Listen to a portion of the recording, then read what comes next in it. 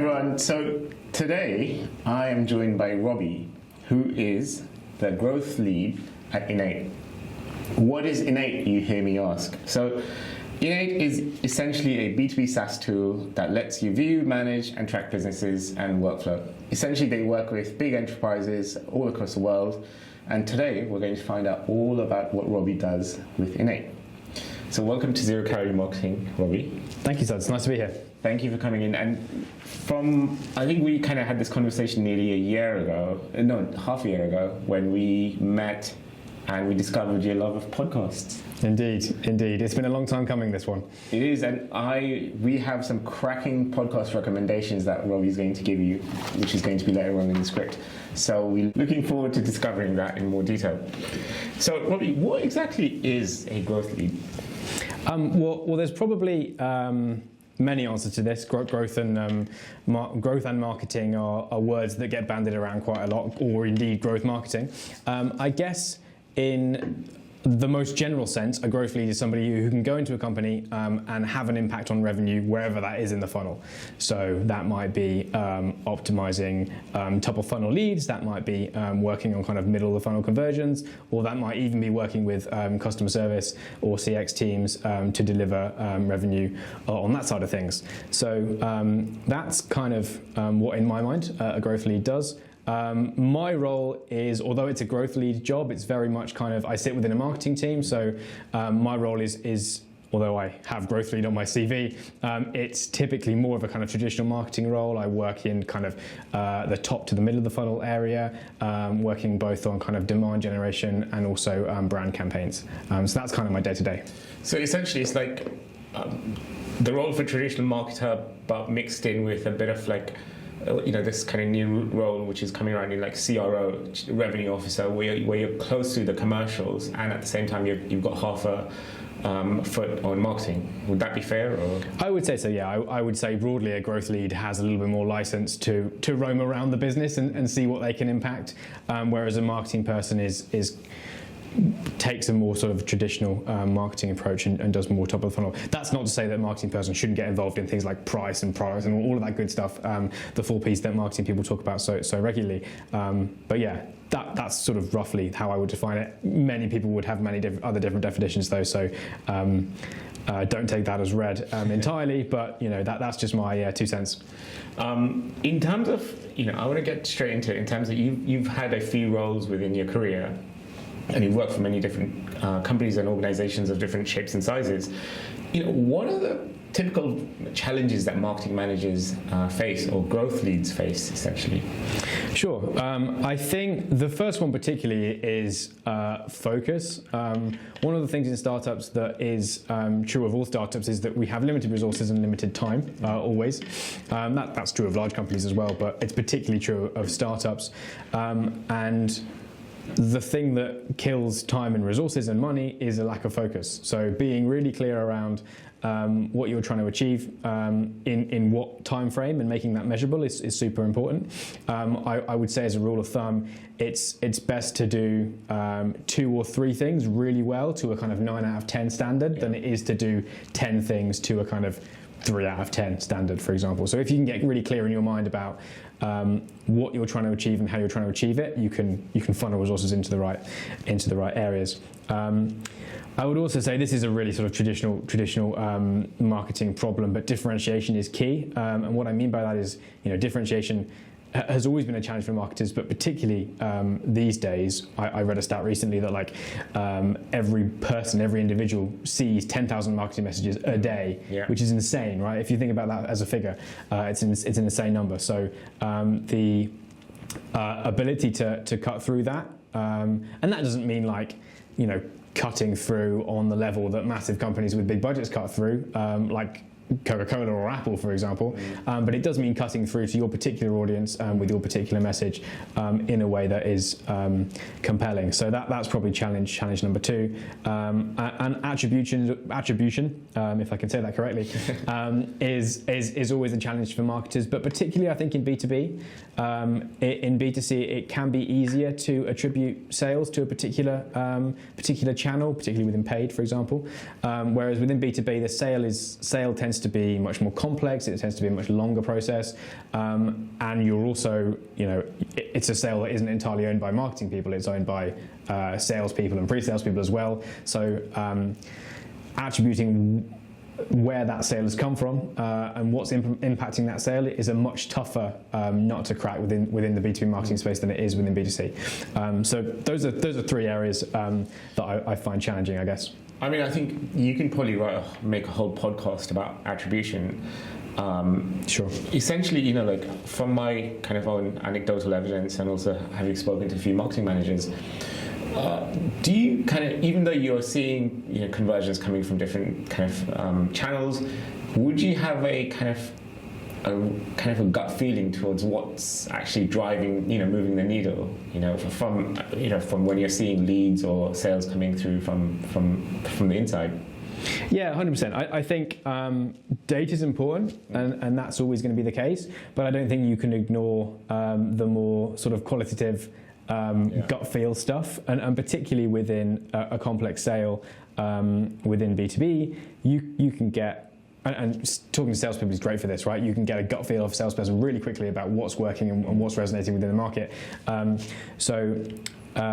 Particularly in a circumstance when you're slightly unsure and the data isn't that clear, or maybe you're even struggling to get hold of reliable data, gut feel is normally a reasonably good place to start.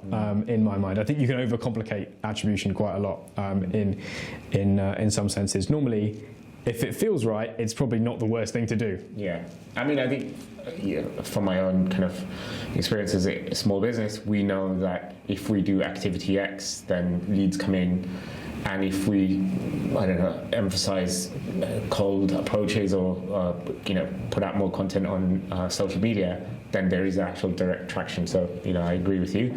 The other question, and this may be a question that a lot of marketing managers as well as growth managers or growth leads kind of face. You have very big companies that you're competing against at Enate. How do you differentiate your offering to what your competitors are offering? Yeah, I think this is a really interesting question, and probably one that most people who work in a kind of a small B2B SaaS environment like I do, if you're in a startup, you're likely to be going up against much bigger, more established competitors.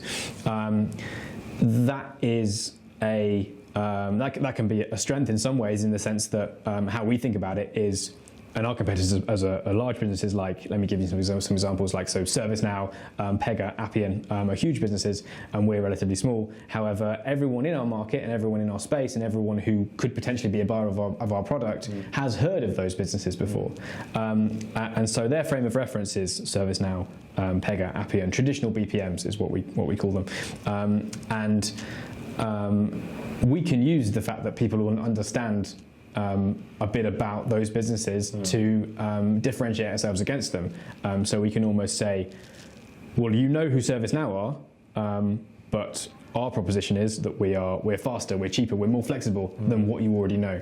And you can play off that and differentiate yourselves by contrasting to what they already know about a particular business, and placing yourself favourably against that is how I would really think about it. So it's almost like the previous guests we had, their competitors were HubSpot and Salesforce. So it would be like, we're like HubSpot and Salesforce, but for small, medium-sized enterprises, or that kind of thing. Precisely that line, yeah. So, Robi, what does content marketing mean to you? It's an interesting question. I would probably describe myself as more of a generalist marketer these days, but I started my career off within content marketing, so that is very much my roots. I think, again, you can complicate this, and there's lots of answers to it, but I think at its very heart, content marketing and marketing in general needs to make people feel something. There's no point in doing content unless, or at least there's no point in doing content for a business unless you're driving action off the back of it, right? So whether your medium is video in your case, whether it's written content, whether it's social media content, that's a lovely plug there. Whatever type of content it is, your content has to be compelling enough, and it has to make people feel or do something in order to benefit the organization. So that's a really, really broad term, but I honestly am a big believer in simplicity, and I don't think the term content marketing has to be any more complicated than that. Okay, cool. I mean, this essentially, when we work with marketing managers and marketing teams at companies, usually the brief, sometimes it's a complicated brief, but we just have to break it down and say, okay, make this product appeal to X, Y, Z customers and address their problems directly. We have X, we have this, here's how we can do this for you. So yeah, agree with you. Another question is like brand voice. You've, in terms of, you have a few separate channels. I know that when we first met, we discussed landing pages as well as email campaigns that you have, and as well as social channels that you're currently involved in. How do you maintain your brand voice across all these different channels? I think that's an interesting one. I would actually take a step back and sort of talk a bit more about brand in general. I think the first thing to do is understand what you're trying to communicate from a brand perspective. So if brand to you means, and there's different levels of this, right? If brand to you just means putting out consistent collateral across multiple channels that is in a consistent messaging, then fine. Maybe brand means to you that, but also it means communicating a wide brand message and a brand narrative around a particular area, perhaps to generate community around a product. Or if you want to go really far on the other end and do a whole kind of like massive brand campaign that the likes of sort of Red Bull do, and create a whole movement around that. Red Bull and GoPro are the two kind of go-to examples of that. Then you can do that, but that's like one end of the spectrum.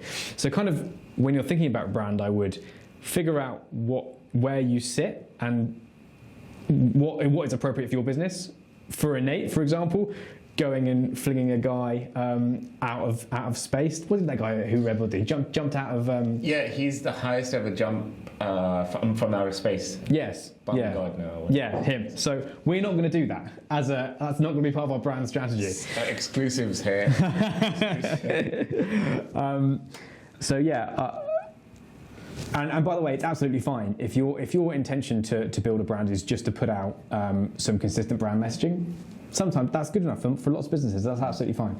So figure out what you're aiming towards, and then basically getting clarity on what it is you are communicating. And then from a kind of operational perspective, it's really about I guess getting somebody to own it. I think that the best way of rolling out a brand strategy or a kind of consistent brand is just making it somebody's responsibility to either create all of the assets or check all of the assets before they go out. It's really as simple as that. So yeah, that's a roundabout way of asking your original question. Literally jumping out of space. Yeah, top tips here. Actually, just one follow-up question. If someone's watching this and they have just joined a startup maybe, or a small company which doesn't really have a brand guideline, or things that are kind of not exactly within the marketing framework, what advice would you give them? So let's say the founder of the company said, we want to put this across YouTube, Instagram, email campaign, landing pages. How would you kind of be, I guess, figuring out the brand voice as you go along, with the brand guidelines? What advice would you give them? I'm sure you've been in these situations before. Yeah, I think in that particularly early stage, when you actually have nothing on paper, then that's a really nice place to be in some senses, because there are no constraints really. As soon as you start putting stuff down in a brand guidelines thing, there are constraints, and that creates constraints for you. Not all of those constraints are needed. But when you've got nothing, you are in a position where you can test and try things and just throw stuff at the wall and see what works. In a small startup, that startup putting out various different pieces of sort of brand collateral, the reality is that if you're small and have a small audience, not that many people are going to notice. Yeah. And if it goes wrong, it's not going to be a disaster. Like it's not going to be, if a huge business, I keep referring to Coca-Cola, but if Coca-Cola, if one of their social media interns puts the wrong thing out on social media or wrong Instagram post, that's a $1 million mistake. Yeah. Whereas for a small startup, you can try things and make mistakes and do things wrong. So I would embrace that at the start and basically see what works. So essentially, if you're working for a tiny company or a startup, you're starting with a blank canvas and you've got nothing to lose, essentially. So pretty much. Those are the two huge positives for anyone who's in this situation. Thank you for that. What parts of the marketing funnel are keeping you awake at night? Oh, this is a great question. I do sleep relatively well these days, so I'm not actually swimming. I do lots of exercise. So first of all, sort out your sleep. And don't worry too much about marketing, because it's important, but it's not that important. It's not worth ruining your sleep over. I guess I always find the middle of the funnel a challenge, and particularly that area, that sort of grey area, where it's often a grey area in some companies, where the handover to sales happens. Marketers feel like they have control at the top of the funnel, where we can do things that we like to do, like generate leads and build landing pages and do events and get people interested and engaged at the top. And then inevitably within a B2B context, there is a process by which sales becomes increasingly involved with leads, and then marketing people have to increasingly take their hands off and let salespeople do their thing, which they're great at, by the way. Nothing wrong with salespeople. But I think from a marketing point of view, it's understanding, because by the way, once the lead has gone to sales, that doesn't mean you're rid of it, right? You can still impact things, you can still enable sales, you can still do things that are going to help that deal. It's I guess just like understanding how you can impact and what's the best way of you being involved in that, and just figuring that out. It's often really a relationships thing with the rest of the commercial organisation that you're working for, and how that relationship works. But yeah, I find that I've always found that a challenge, managing that kind of middle of the funnel stage where you're not just doing pure play marketing. Yeah, no, I completely get you. Often we get involved in, I think it's a lot of our SaaS B2B customers especially are really, they're obsessed with top of funnel content, and a lot of the times, the first thing we ask our clients are things like, where in the funnel are your problems? And usually it's, if you're a niche player and you're serving a very, very specific market, usually the top of funnel content, people have heard of you if you do few exhibitions, or if you sponsor things, or if you go out and, if you've got a sales force. But they completely ignore the middle or even the bottom of the funnel content, and we kind of have to advise our SaaS companies are things like, look, how about if you were to do, I don't know, a customer testimonial versus a flashy advert, and most of the time we end up having to appease a few different departments. So yeah, completely. Yeah, for sure. And often marketing people, like I've got increasingly more interested in the middle and the bottom of the funnel, and I found that really rewarding, because you're closer to the money, right? You're closer to the sale, you're closer to the thing that the company is actually in existence for. Yeah. And that's much more rewarding in my mind than just doing a top of funnel piece that's an awareness thing. Not that doesn't have value, but it's obviously about the end game, right? And being more involved in that, I found has been really valuable and has made me a better marketer. Oh, and I guess also, as if you're closer to the actual sale, you'll be able to have when you do your annual or quarterly report, you could say, here's what we've spent and here's our kind of sales. Which helps with the attribution side of things, doesn't it? Otherwise known as how to look good in front of your boss. AI did this. So going away from this, I think when I think the second or third time we met, we discussed books, podcasts, and that kind of thing. So this part of the podcast, we want to kind of get to know you better. What are 3 must-read books for you that you would recommend any marketer read? Doesn't have to be fiction, could be non-fiction, anything. Cool. So I'm going to do 2 like business-related ones, and then 1 just like entirely non-business related. So the most useful kind of business book I've read, it's not even anything to do with marketing. Well, it has something to do with marketing, but it's not entirely a marketing book in itself. Is the Sales Acceleration Formula by Mark Roberge. Mark Roberge is the former. He's one of the earliest employees at HubSpot, so responsible for growing HubSpot from nothing to the massive behemoth that it is today. And it's really about how to build a repeatable sales function, and also how marketing feeds into that. So one of the things I knew very little about when I came into marketing, and even after the first few years of being in my marketing career, was sales and what the hell sales does and what happens behind the door. So yeah, books like the Sales Acceleration Formula has been fantastic to understand the sales process and how, as a marketing person, you ultimately feed into that. So that was really valuable. I think from a more kind of startups perspective, I love the book Crossing the Chasm by Jeffrey Moore. It's a really interesting view of how startups work, particularly from a kind of tech perspective. So I'm somebody who Geoffrey Moore would describe as a laggard. I'm not very techie. Oh, I'm surprised. I'm just very good at acting. That's what it is. And so yeah, I mean, the book is all about how marketing, or startups are often marketed to innovators in the first instance, and then once they've kind of captured the innovators in their space, they then have to move on to kind of slower tech adopters, and how your marketing tactics have to change with the change of audience. So that was a really eye-opening one. The one I'm going to mention purely for my own self-indulgent reasons is because I'm a massive history buff. I did history at university, and he doesn't go. If you ever meet Robi, give him about 5 minutes before he mentions that. I mean, we've done about how long? 20 minutes, and I haven't mentioned history. So I mean, I've been itching to talk about this. I've been very restrained so far.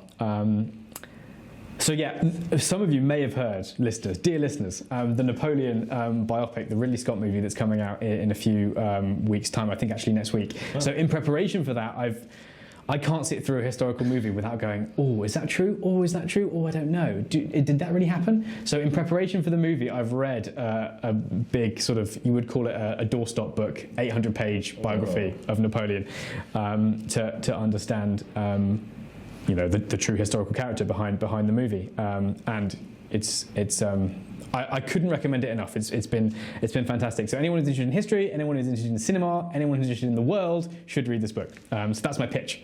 Thank you, Robbie. On that note, this show has kindly been sponsored by Ridley Scott's movie Napoleon. That too. Yeah. Go and watch it. That's my freelance job on the side. Actually, I've got to say, when I first heard about Crossing the Chasm, it really blew my mind in terms of, I could see myself between an early adopter and sometimes a laggard, depending on how exciting or how innovative or, how kind of intimidating the technology is. For example, I was an early adopter of Instagram because it was part of Facebook, whereas with TikTok, I feel like I'm a laggard. Yeah. It's and even within this kind of small scale things, you kind of see yourself in one of these, or I guess the chasm. So that it was, when I first discovered it, it kind of made sense. And how we operate our business is essentially we go after the early adopters for certain things we're trying to do. So, go and read this book. There's probably, if you don't want to read the book, there's probably a YouTube video somewhere, which is how I discovered this. So it's such a simple idea as well. And often the best ideas and the clearest ideas are the most simple, right? And he's managed to write a best-selling book about something that should be obvious, and it is probably partly already within our minds, but he's just able to kind of communicate it really clearly and well. So good luck to him. Yeah, it just makes. So I think the first thing I thought about was how my parents use technology. You always have that one friend who was the last one to have a smartphone or WhatsApp in their phone. And usually they kind of fit into different parts of the chasm, I guess. So moving on. You love podcasts. I know that because I do. You recommend me. I do. I'm now on a podcast, which is... and now it's meta. I know. The medium that you love, you are actually in and changing things for the better. So what are 3 must-listen-to podcasts? It doesn't have to be marketing, could be non-marketing. I actually don't listen to any marketing podcasts because I basically spend too much time listening to podcasts that on areas of my life that I consider my hobbies. So I'm really into history, as I mentioned. I'm into sport. So I listen to a podcast called The Rest is History, which is a podcast by Dominic Sambrook and Tom Holland. It's I would say, smash hit podcast. I recently watched them live. They sold out the Hammersmith Apollo. So it's a big deal. They're making a subject that is often seen as quite nerdy, and I've always seen history as quite nerdy throughout my time reading about it. Make it sound rock star. So to have this live show was very exciting for me. I've been obsessed with cricket over the summer. I listened to a podcast called The Grey Cricketer, which basically did nothing to assuage my nerves and general pain and anxiety from watching the Ashes. which was a horrible experience, but it had to be done. And the other one I will mention is I'm a massive Alan Partridge fan. I've been a Partridge fan for years. When it was a TV show, when it was a movie, when it was they've gone through all of the mediums it's possible to do. The Alan Partridge podcast from the Oast House is also fantastic. Although, basically, I sit on the tube giggling at it, which makes me look quite weird if I'm sort of sitting in a tube carriage with the furious commuters in London, just sort of giggling away. So, that's a word of warning. Robbie, I actually do that as well. I commute into work, and there's a few podcasts that I listen to, comedy podcasts, and sometimes I'm trying to hold my laughing because it's not appropriate to laugh, burst out into laughter, especially no one knows what you're listening to. There's some podcasts that I can listen to. You said you don't listen to marketing podcasts. What about Zero Calorie Marketing? Surely you've got to put that in your favourites from now on. Well, I do. Well, now that I'm on it, I'll listen to my own episode. I'm sure you've had fantastic guests that I will now listen to, of course. We'll add that to the list. Yeah, and if you are watching this and you want to get into podcasts or listen to podcasts, Zero Calorie Marketing is where it's at. Robbie, as someone who works in tech, and you've probably cycled through a whole lot of SaaS tools that makes your life easier. What are 3 SaaS tools that you cannot live without? So the first one that came to mind, and lots of people will use this, is Notion. I'm a words person, as you can probably tell from my diatribe that I've come up with on this show, and I love Notion. It's just great for like putting ideas down and organize. It feels like it's sort of a tech tool that is the inside of my brain. So that really revolutionized my life when I came across it. Similarly, Miro. I love Miro as just basically a digital whiteboard. How do you spell that? Miro. And it's basically a way of, it's a digital whiteboard, so you can kind of use it to brainstorm ideas, and everyone can be on it and do that kind of thing. So if you are doing brainstorms, lots of kind of product teams use it as well. So if you are doing brainstorms and want to kind of get your ideas on a big piece of paper, then do that. Anyone who works with me knows that I love the Miro, so they'll be sick of me saying that. And I work a lot with HubSpot. I think some people have a downer on HubSpot, but I think it's a very good CRM, and I work a lot with it. I am a kind of, I started off in content, so I've been, early in my career, I kind of shied away from sort of CRM systems because I thought it was all numbers and data, and I didn't want anything to do with that. But recently, my job has become more around kind of CRM systems, and I find HubSpot really good. So there's a reason why they've got loads of money, and they're making a ton of cash, and Mark Roberge has done a good job. Yeah, there we go. This is, at this point, regular listeners of this podcast will know.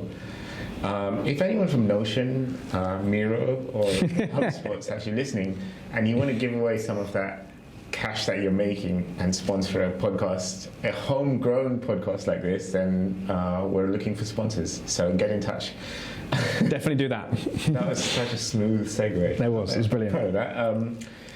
You mentioned a couple of people earlier in terms of books that you read. Are there any people or companies that you follow it could be B2B or B2C kind of companies that can inspire you to kind of take inspiration that you can apply to your work? I think have you come across a company called Basecamp? Yes. They're kind of a competitor of Monday.com. I think they are fantastic from a landing page point of view. I think their landing pages are really innovative and communicate what I've always wanted to communicate on a landing page, but just better. So I think they're fantastic. I think there's a ton of good business people and marketing people out on LinkedIn. I would say that, and you can probably see this by my choice of kind of other podcasts and other books to listen to. A lot of my great ideas and a lot of the things that inspire me come from outside the marketing world. I think we can get very kind of sucked into doing what the marketing playbook or what the traditional kind of business playbook should suggest. So I love reading about history, and I love sport, and I tend to get inspired by those things. So I wouldn't necessarily put like a specific LinkedIn influencer that you should follow. I would say basically get out of the marketing world and really understand like who your hobbies are and just like pursue your hobbies and use that to kind of feed your working life, because it certainly gives me a ton of good ideas reading about Julius Caesar and Napoleon, and I come into work and conquer the world. No, that's not true. Take over the world.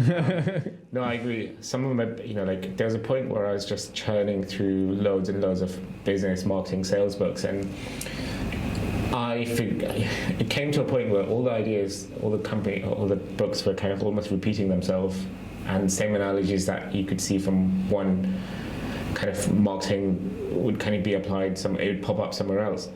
And I think I was reading Jeff Bezos's A to Z Store book, which is really worth reading, by the way.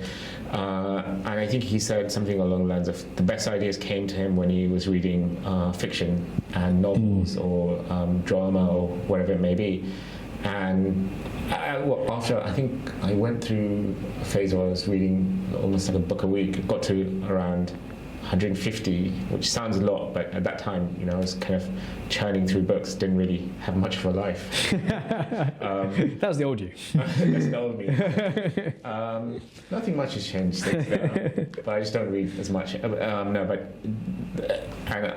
After a while, I thought, okay, so these kind of ideas are kind of almost going in a circular basis. So I started reading lots and lots of like great fiction books. I think I went through BBC's. I didn't go through the whole thing. The BBC's top 100 books, classics, and I think